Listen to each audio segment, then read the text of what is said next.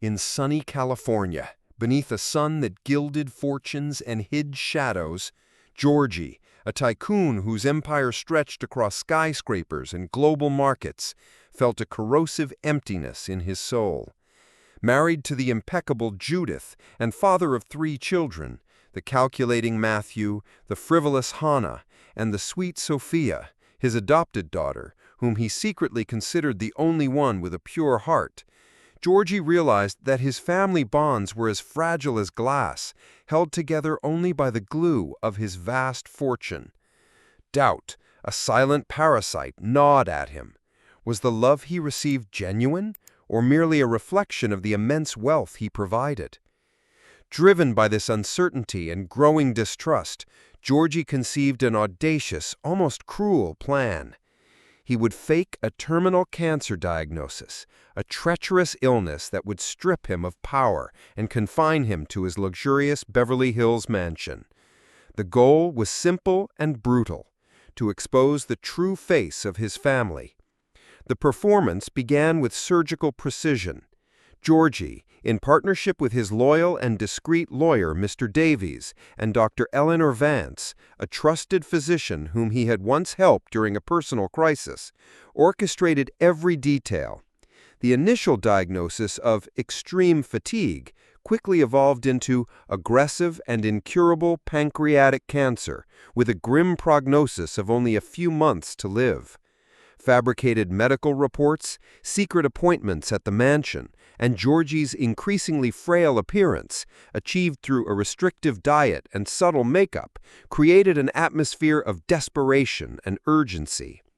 Judith, with her icy elegance, reacted with theatrical gravity. Her eyes, once fixed on jewelry and charity events, now showed a forced concern, though Georgie noticed the calculating glint that appeared when she talked about organizing the family's affairs.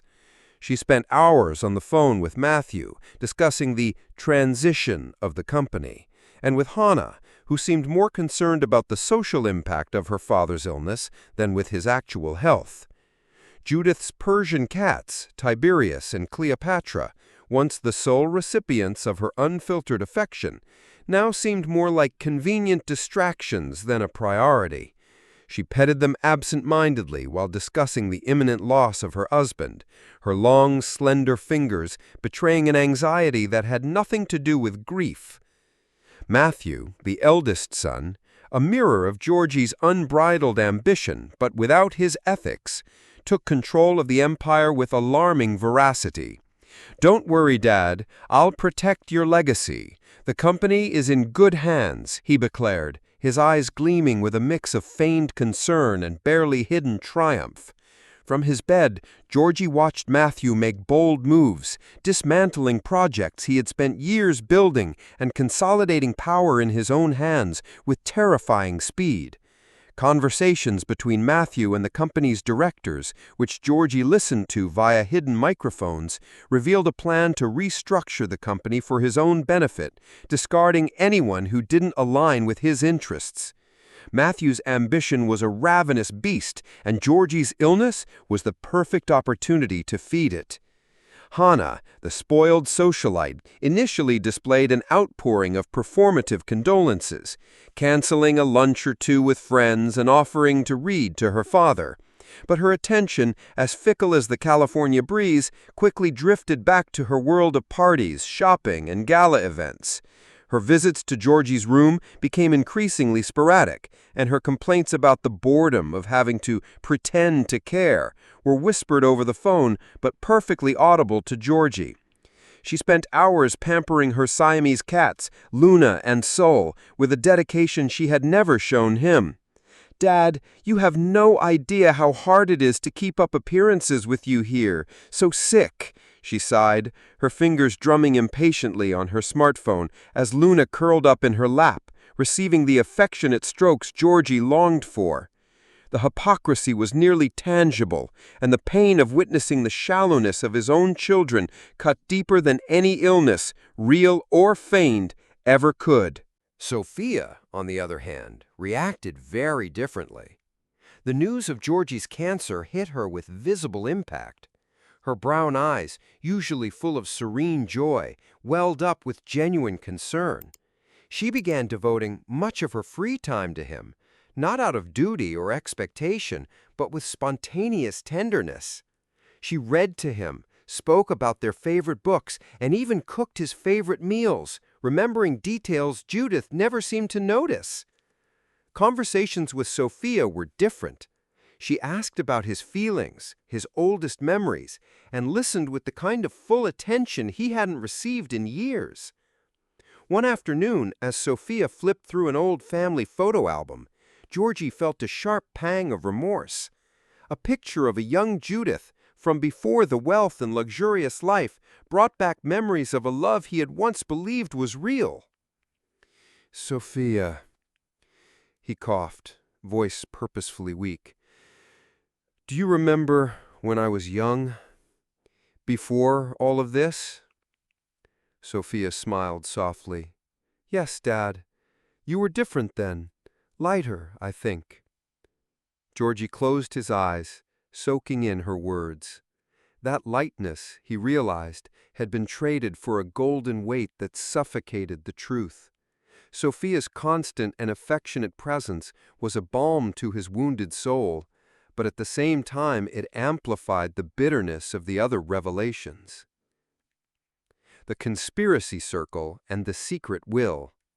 Even more surprising and devastating was the revelation of Judith's true role. Pretending to be asleep, Georgie began overhearing whispered conversations between her and Matthew. At first, they seemed like mundane household management talks, but they soon took on a darker tone. They discussed Georgie's incapacity, how Matthew should take full control of the estate, and how they could isolate him to prevent anyone from questioning the new order. Judith, whom Georgie had always seen as his loyal partner, revealed herself as the silent architect of a plan to sideline him and consolidate wealth and power for herself and her biological children. One night while Georgie lay asleep, he overheard Judith on the phone, her voice low but laced with cold satisfaction. She was discussing the sale of some of the company's most valuable stocks without Georgie's knowledge. "He won't notice, darling. He's too wrapped up in the illusion of control. What matters is securing our future, our children's future." The word "our" echoed like ice in Georgie's mind. Sophia, his adopted daughter, had been deliberately excluded from the future Judith and Matthew were weaving. The pain of betrayal was excruciating, far worse than any fake illness. He wasn't merely testing his family's loyalty. He was unraveling a web of intrigue and selfishness, threatening to destroy everything he had built, and worse, everything he had loved. The mansion, once a sanctuary of luxury, had become a golden prison where he was forced to witness his own decline and the rise of his most ruthless heirs. Dr. Vance, under the guise of adjusting Georgie's medication during secret visits, was actually installing hidden cameras and microphones throughout the mansion, capturing every conversation, glance, and gesture. Mr. Davies, meanwhile, was working tirelessly to rewrite Georgie's will to ensure the fortune went exactly where he wanted. Matthew's ambition was insatiable. He wasn't just maneuvering to take over the company. He was selling off valuable assets at undervalued prices to shell companies he controlled, funneling funds into offshore accounts. Hannah, meanwhile, was using her father's illness as a pretext for reckless spending, buying jewelry, luxury cars, and even a new penthouse in Malibu, all under the guise of comforting the family. Her cats, Luna and Sol, now had their own nannies and gourmet diets, while Georgie withered in his room. Judith became obsessed with the will. She pressured Georgie during moments of lucidity to sign documents she claimed were routine, which were actually powers of attorney and property transfers to her and Matthew. She even tried to convince him to sell off some of his most valuable artworks, arguing they had no value to him now. Judith's Persian cats, Tiberius and Cleopatra, seemed to be the only creatures she truly loved, and even they were used as excuses to avoid Georgie's room, with Judith claiming that the stress could affect them. The unexpected turn and the final confrontation. The climax of Georgie's charade came when he collapsed into a near-comatose state, with Dr. Vance and Mr. Davies orchestrating the scene to perfection. The upheaval in the mansion was immediate, but to Georgie, the hypocrisy reached unbearable heights. Matthew and Judith acted with forced solemnity, while Hannah whined about having to cancel a trip to Paris. Sophia, however, was genuinely panicked. She refused to leave Georgie's side, holding his hand, whispering words of comfort and prayer, her eyes brimming with real tears. In a moment of simulated semi-consciousness, Georgie overheard Judith speaking with a private lawyer, not Mr. Davies, whom she had secretly hired. They were discussing the details of a will that left the bulk of George's fortune to Matthew and Hannah, with a pitiful sum to Sophia, framed as a kind gesture to the adopted daughter. The shock was electrifying. Judith's betrayal wasn't just emotional, it was financial and morally repugnant. With unexpected strength, Georgie opened his eyes. His voice, once weak and trembling, rang out with a clarity that startled everyone. Judith turned pale, Matthew choked, and Hannah let out a muffled scream. Sophia, eyes filled with tears, simply stared, stunned. The unmasking and devastating consequences. The confrontation was explosive. Georgie laid bare every truth he had uncovered. He exposed Matthew's corporate schemes, Hannah's indifference, and most painfully, Judith's calculated betrayal. Audio and video recordings, proof of embezzlement, and Mr. Davies' detailed reports of illegal asset sales, all were presented with the cold precision Georgie had mastered in the business world. The mansion, once the stage of a silent farce, became the setting of a raw family drama. Judith tried to argue, Matthew tried to defend himself, but the evidence was overwhelming. "You deceived me," Georgie said, his voice laden with pain and disillusionment. "But more than that, you deceived yourselves. You thought money could buy loyalty, that wealth could replace character. And Sophia," he turned to her, his eyes full of unexpected tenderness, "you, the one I thought was the most distant, the one who owed me the least, were the only one who gave me unconditional love." The truth shattered the perfect family facade. Matthew and Hannah were immediately removed from their roles in the company and disinherited from most of the fortune. Matthew's shares were seized, and he faced lawsuits for fraud and embezzlement. Hannah's credit cards were canceled, and she was forced to sell her Malibu Kent house to cover her debts. Her cats, Luna and Sol, went with her to a cramped apartment, far from the luxury they once knew. Judith, disgraced and stripped of her status, endured a bitter divorce and lost custody of her beloved cats, Tiberius and Cleopatra, who were sent to an animal sanctuary. The once vibrant mansion became a dark monument to twisted ambition. The new beginning and unforgettable lesson. Reborn from the ashes of his own deception, Georgie dedicated himself to rebuilding his life and repairing the damage his family had caused. The company was restructured with a new leadership chosen based on merit, not bloodline. Mr. Davies and Dr. Vance were generously rewarded for their loyalty and help. Georgie's new will stunned everyone, except Sophia.